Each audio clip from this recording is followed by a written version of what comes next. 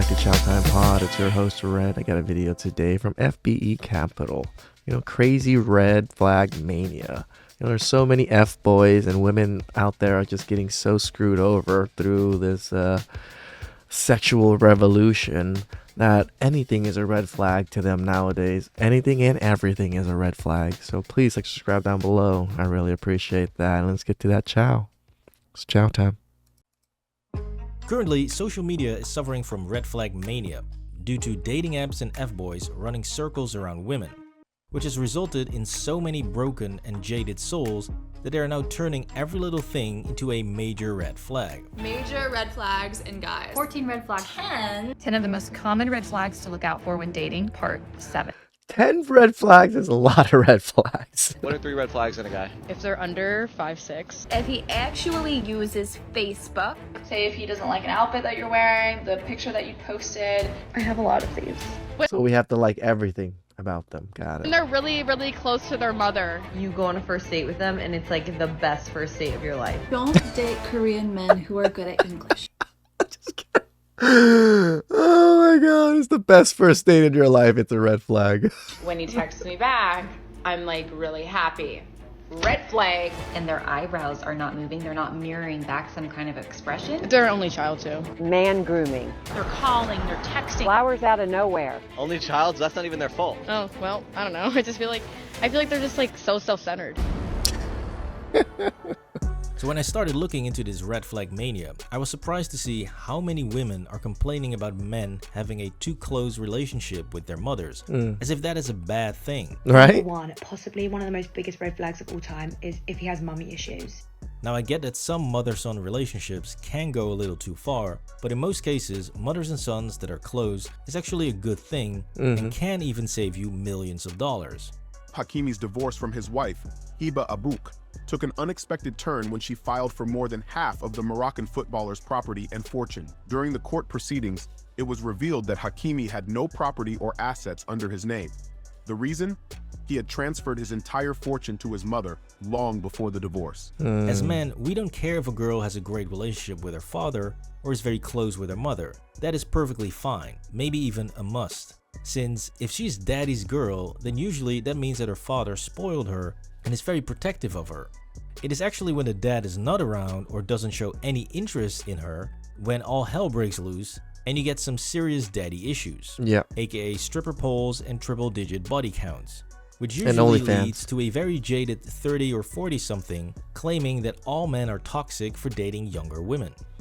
Standard modern women nowadays. As a woman in her 30s who's been in New York for 10 years, it's really hard to watch toxic men continuously date younger and younger. Why do they do that? Well, there's a few reasons. Number one, men are gross. Now, whenever I see these types of women who have lost all hope, I just love to dive into their dating history to see what exactly happened, and more precisely, what type of self-destructive delusional behavior they engaged in to get to this point. I know I upset a lot of people with my 3 dates, 1 She's like maybe a 5. I'm sure she thinks she's a 10. night video. So today, we're going on 5 dates, and not just in Brooklyn, we're venturing out. So she has turned dating into a game/content creation tool just so she can piss off people online.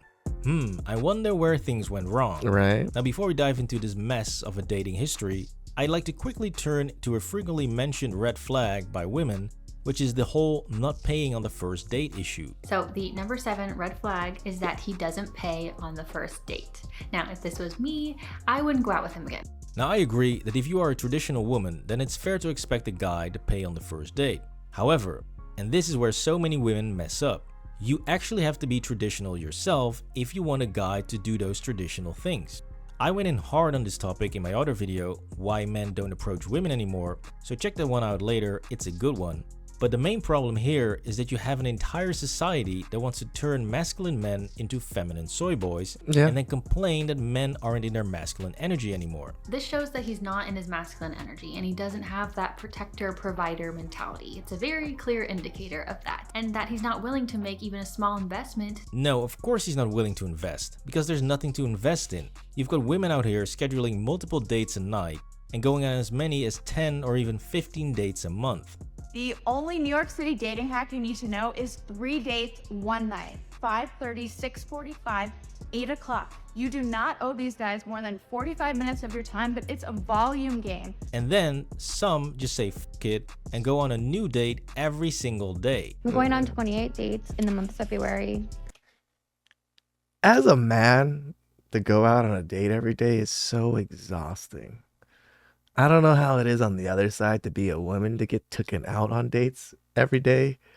But me just going like 2 dates in a row, like from one day to the next day, is already too much for me. Like, how do these women do it? I'm 31, I'm very single, I live in New York City. The rule is 28 dates, but there can be certain days where I go on multiple dates, and it doesn't necessarily have to be 28 different men, although maybe it's gonna be. Yeah, I'm not investing in that. If I'm going to invest, I'm doing so in myself. And a great way to do that is with today's sponsor, Teach Hanley. With Teach Hanley, you get access to a great skincare line that is uncomplicated to use. Great fake red flag that especially modern women like to drop is the whole he wants exclusivity too fast. They are asking for exclusivity off the bat. Relationships take time to grow. If someone is trying to lock you down too soon, it's a sign that they have a wound at play. Give it 60 to 90 days before you decide to commit. Or we just don't want to sleep or be with someone that's seeing and sleeping with other people. What's wrong with that? Why is the world so stupid nowadays to where people think that it's weird that people only want to see one person at a time? Like, come on now. 60 to 90 days? Are you crazy? Please drop a like on the video if you think that modern women want to be treated like girlfriends but still act as if they're single. And comment down below what you think. So women expect a guy to take them out every week, call them and text them, listen to their problems and struggles, invest time and money in them, be there for them emotionally for 3 straight months, all while they still get to bang other dudes? Nah, f that. That is absolutely insane. And it's the biggest reason for why modern women are not only single, but are also constantly getting used for hookups and get damaged by F-boys. Because no traditional guy is going to put up with that, and if your biggest concern in dating is the ability to keep sleeping with other men, then you are not a serious option or wifey material. There's absolutely nothing wrong with expecting exclusivity in the early stages of dating if you are dating to find a long-term partner. But this just shows you the utter hypocrisy in these so-called red flag videos, because what they're really doing is showing that modern women want to have their cake and eat it too. Which brings us to the very well-known Instagram red flag of men liking sexy photos of other women. You know, him liking pictures of girls in bikinis. If they're liking these photos, okay, that's a whole nother one. Where other people can see that he's liking it. I think that is very disrespectful, and I think that would be a big red flag as well. Now, first of all, posting a sexy photo is obviously way worse than just liking one. Especially if you're just scrolling through your feed and a sexy photo pops up. Cute puppy, like. Awesome Ferrari 250 GT SWB, extremely sexy photo, definitely like. Then who cares? It's the same as saying a particular actress, model, or musician is hot. It means nothing. But going out of your way to take dozens of half-naked photos, finding the perfect pose to then post the best one online for everyone to see, and generating dozens of comments and DMs about your body and wanting to meet up, no, that is actually the red flag. And the hypocrisy here is that somehow not wanting a guy to simply click the like button is perfectly normal, but not wanting your girl to show her ass and tits to the world, that is controlling and toxic behavior. Right. If he's super jealous from the get-go, telling you like, you know, you shouldn't wear that, or why'd you post that? Say if he doesn't like an outfit that you're wearing, the picture that you posted, I definitely think social media can lead to a very toxic relationship. Yeah, makes perfect sense. Anyways, moving on to the next so-called red flag that I would even call borderline psychotic behavior, and that is wanting full access to your phone. The number one red flag in a relationship. Ask your partner if you can check their phone. And if they say no, it's personal, it's a huge red flag. How about just letting people live? I mean, the whole if you have nothing to hide argument is the same dumb argument that politicians make when they want to probe every inch of your life. And I think it's absolutely hilarious that this argument comes from the same people who can't seem to shut up about the importance of boundaries. We already live in a world where corporations and governments want to control your every move, see your every thought. I mean, Google controls, Facebook, Google/YouTube controls what I do quite a bit on here. So and dictate everything you say and do. So why the hell would you want to invite this into a relationship? These women shouting out red flags are constantly using the words trust and boundaries without even understanding what those mean.